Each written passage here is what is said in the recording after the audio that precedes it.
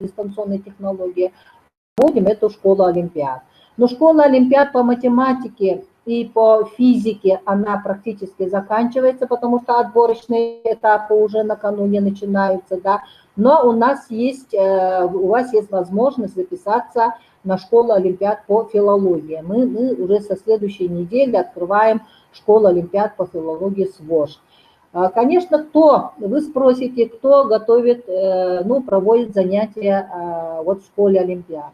В школе олимпиад, конечно, не каждый, как было выше сказано, да, не каждый может вести это занятие. Мы привлекаем тех преподавателей, которые являются разработчиками в составе жюри, метод комиссии работают, являются членами, разработчиками олимпиадных заданий.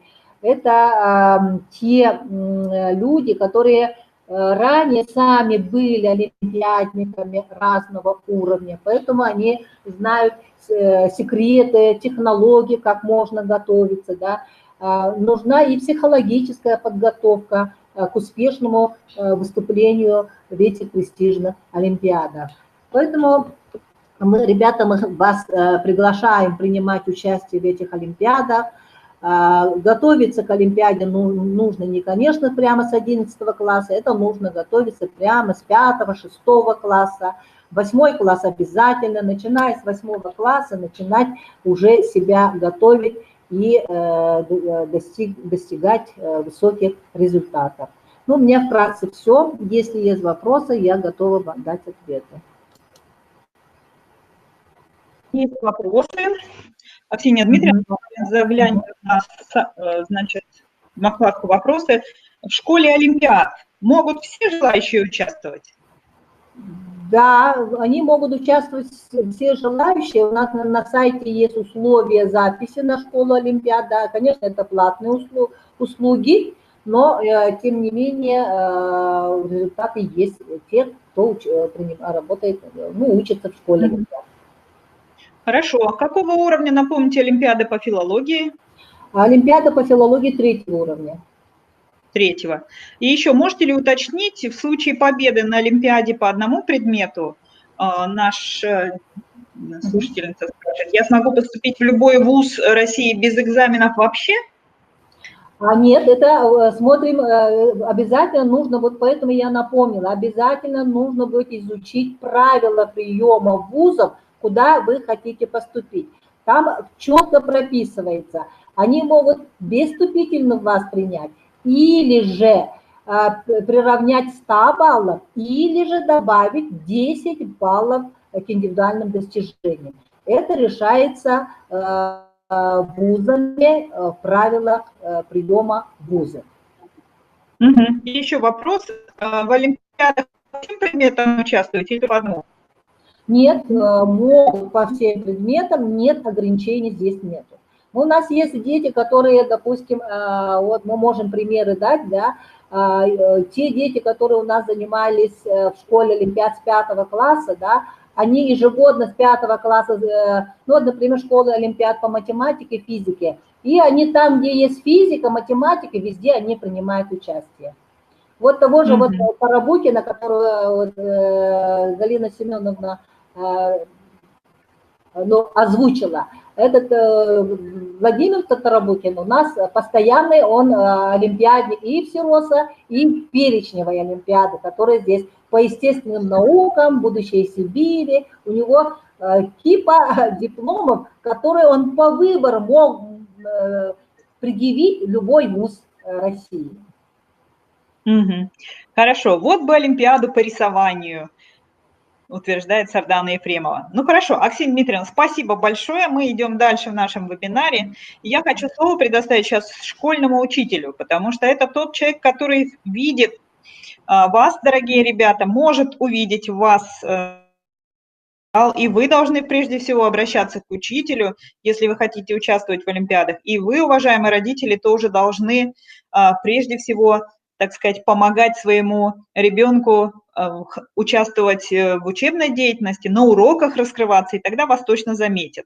Вот о том, как замечают, нам расскажет Сергей Леонидович Валуджин, член жюри Всероссийской олимпиады школьников в Республике Саха-Якутия по обществознанию и праву, учитель высшей категории средней школы 33 Якутска, тренер, который воспитал призера и участников заключительного этапа Всероссийской олимпиады школьников. Пожалуйста, Сергей Леонидович, выходите в эфир. Я хочу участвовать, пишут наши ребята.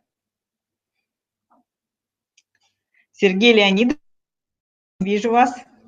Выходите.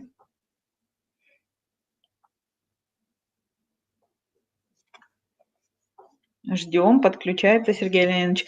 Я хочу сделать анонс. После того, как мы поговорим с учителем, мы еще сможем с ребятами поговорить, участниками олимпиад, поэтому будьте с нами. Пожалуйста, Сергей Леонидович, вы в эфире.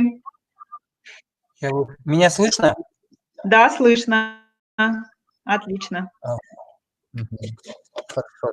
Здравствуйте, ребята, здравствуйте, коллеги. Прошло. Ну, как преподаватель я прежде всего буду обращаться к детям и к их родителям. При вступлении на вот этот тяжелейший путь олимпиадного марафона, я считаю, что самое главное – это мотивация. Без мотивации никуда. Это главный помощник для хорошего результата нужно много работать, чтобы этого захотеть. Не просто там я хочу или мне вот так там хочется. Я считаю, что вообще никаких корыстных мотивов, и даже вот эти вот, типа я поступлю в вуз без всяких там этих экзаменов и так далее, таких корыстных мотивов быть не должно. Или там тебе грамоту дадут. Это все придет к вам просто там дополнительно, как награда. Вот. Цель должна быть другая. Она какая-то должна быть, ну, жизненная такая, мотивационная, ну, не знаю, там, сделать мир лучше. Потому что именно вот мотивация поможет вам вынести высокие нагрузки, которые вас на этом пути ждут. Вы тогда будете готовы затратить любые ресурсы, чтобы получить вот эту победу. И поэтому первый совет – это разберитесь, что вы хотите, зачем вам эта олимпиада. Действительно ли вы хотите посвятить значительную часть своей жизни, молодой, да, вот этому олимпиадному марафону. И поэтому отсюда следующее вытекает – это как выбрать предмет. Чтобы подготовиться хорошо вот к этим олимпиадам, нужно выбрать предмет, которым вы горите, который вы прям любите. Потому что дети часто выбирают ту олимпиаду, по которой у них предмет, по которому у них вроде там неплохо получается. Я считаю, что это зря, потому что не всегда успехи говорят об истинных пристрастиях. Поэтому нужно выбрать любимый предмет. Даже если вы в самом начале не очень-то сильно много там знаете, вот, это не страшно, потому что не боги горшки обжигают, ошибаться могут все. Всегда есть дети, которые хуже вас знают. Это вам тоже должно помогать. Поэтому не думайте только прямо о победе. Нужно просто, есть же такое выражение, нужно выбрать такое дело, которое вы любите, и еще хорошо, если вам будут за это зарплату платить. Так и вот здесь то же самое. Вот.